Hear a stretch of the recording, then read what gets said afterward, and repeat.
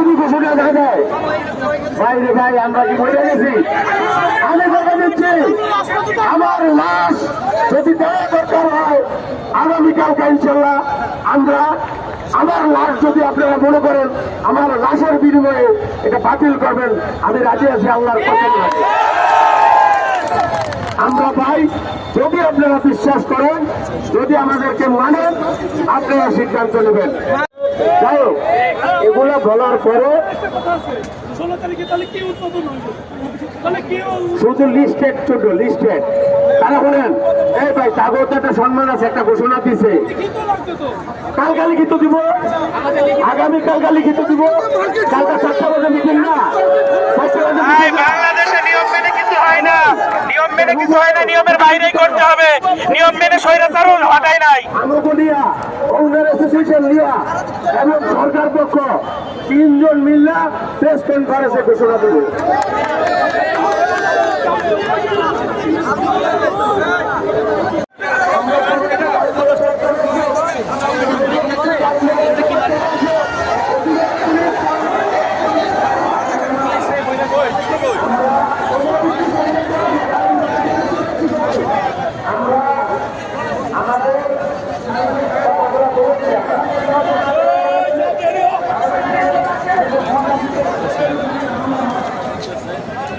দেখতে পাচ্ছেন এই মুহূর্তে আমরা আছি আগারগাঁও সোনারগাঁ সিগন্যালের মোড়ে।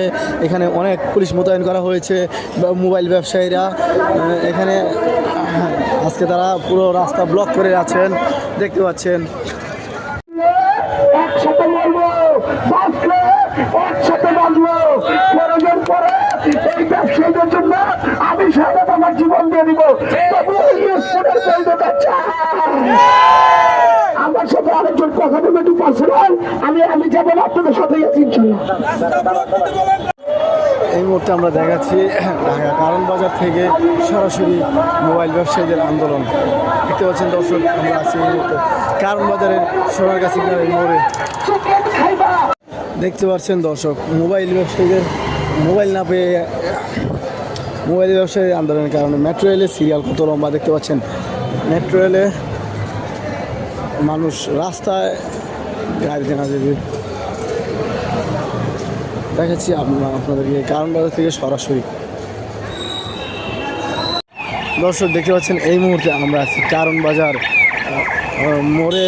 এখানে আজকে আন্দোলন চলছে মোবাইল নিয়ে, তাদের দাবি মানা হয়নি সেই জন্য তারা আজকে এই কারণ বাজারে মোড় আন্দোলন করে বন্ধ করে রেখেছেন।